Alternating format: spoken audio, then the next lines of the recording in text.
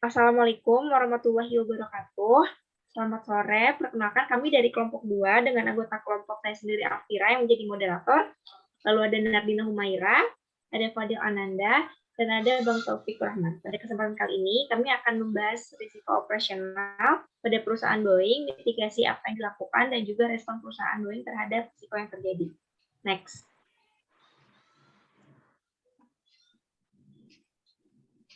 Next.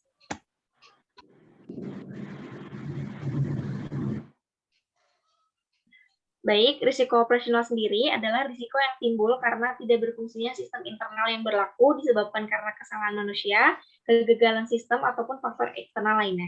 Secara umum, risiko operasional terkait dengan sejumlah masalah yang berasal dari kegagalan suatu proses atau prosedur. Selanjutnya ada latar belakang perusahaan. Boeing Company sendiri merupakan perusahaan multinasional yang merancang, memproduksi, dan menjual pesawat terbang, pesawat rotor, roket, dan satelit. Perusahaan ini juga menyediakan jasa penyewaan dan dukungan produk. Boeing adalah salah satu produsen pesawat terbesar di dunia serta merupakan eksportir terbesar di Amerika Serikat berdasarkan nilai dolar. Dan kantor pusat perusahaan Boeing Company berlokasi di Chicago. Lalu pada tahun 2003, Boeing memutuskan untuk fokus menciptakan nilai tambahan bagi pelanggannya, yaitu maskapai penerbangan dan penumpangnya dengan mengembangkan pesawat inovatif yaitu 787 Dreamliner. Pertama, strategi menciptakan nilai Boeing untuk penumpang adalah untuk meningkatkan pengalaman perjalanan mereka melalui mendesain ulang pesawat dan menawarkan peningkatan kenyamanan yang signifikan. Selanjutnya akan dibahas oleh teman saya.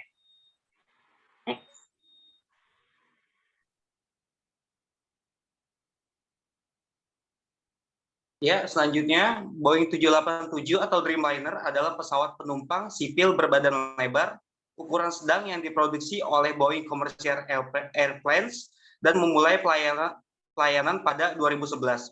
Boeing 787 membawa antara 242 sampai 335 penumpang, tergantung konfigurasi tempat duduk, dan akan lebih efisien bahan bakar dibandingkan dengan model-model sebelumnya. Next.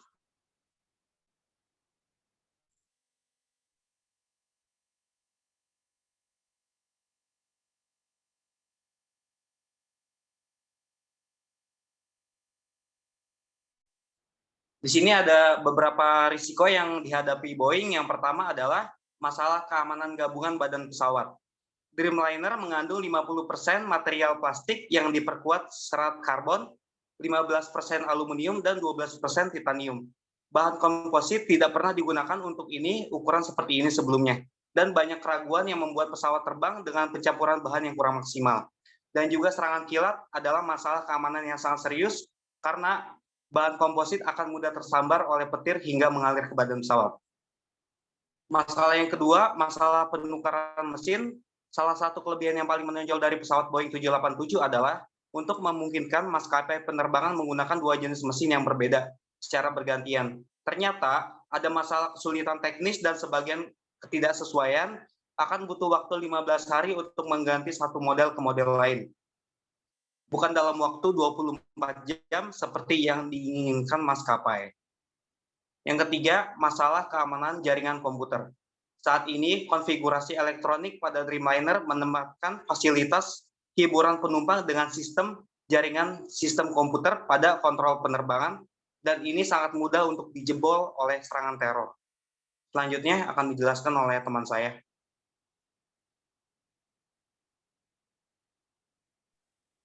Ya, baik, di sini saya akan melanjutkan tentang risiko pada perusahaan. Di sini bisa dilihat dalam PPT-nya ada 5 risiko yang dihadapi oleh Boeing 787. Yang pertama adalah risiko proses. Risiko proses ini secara singkatnya adalah seperti yang dijelaskan oleh teman saya sebelumnya, mencakup bahan-bahan proses perakitan pesawat. Yang kedua ada risiko tenaga kerja. Risiko di sini adalah seperti kasus 2008, 25.000 karyawan Boeing melakukan mogok kerja karena keselamatan kerja mereka tidak terjamin dan tentu mengganggu produksi perusahaan. Yang ketiga ada risiko permintaan. Ketika tenaga kerja mogok, maka permintaan yang diajukan oleh customer tentu tidak akan datang tepat waktu dan itu akan mengalami masalah. Yang keempat ada risiko manajemen. Manajemen adalah masalah memanage sesuatu, memanage waktunya, dan memanage risiko permintaan dan risiko tenaga kerja. Kemudian risiko supply. Supply ini juga dikatakan sebagai pasokan, yaitu bahan dari pesawat tersebut. Dan semua risiko pada PPT ini saling berkaitan satu sama lain, karena ini menjadi satu kesatuan. Baik, next. Baik, selanjutnya mitigasi yang dilakukan perusahaan. Bisa dilihat di sini ada beberapa mitigasinya. Yang pertama, mengurangi risiko pasokan. Dengan cara Boeing mengakuisisi satu unit Fokker pada 2008 dan kemudian unit lain pada 2009. Yang kedua ada mengurangi risiko proses. Sebagai tanggapan atas ketidakmampuan pemasok untuk memenuhi tenggat waktu produksi. Yang ketiga ada mengurangi risiko tenaga kerja. Untuk mengakhiri pemogekan, setelah 2 bulan ditutup, Boeing melakukan konsensi yang akan memberi pekerja kenaikan upah 15% selama 4 tahun. Yang keempat ada mengurangi risiko permintaan atau pelanggan sebagai cara untuk mengkompensasi potensi kerugian pelanggannya karena keterlambatan pengiriman pesanan mereka. Dan juga Boeing membayar insentif jutaan dolar kepada pelanggannya supaya pelanggannya tetap melakukan produksi atau pemesanan kepada dia. Sekian dari saya yang selanjutnya akan disampaikan oleh teman saya. Baik, selanjutnya ada respon Boeing terhadap risiko.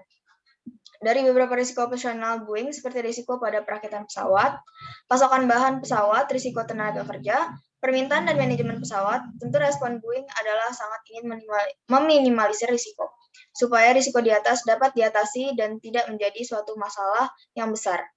Berikut hal-hal yang dilakukan Boeing sebagai respon terhadap risiko yang dihadapinya. Yang pertama itu ada risiko pasokan.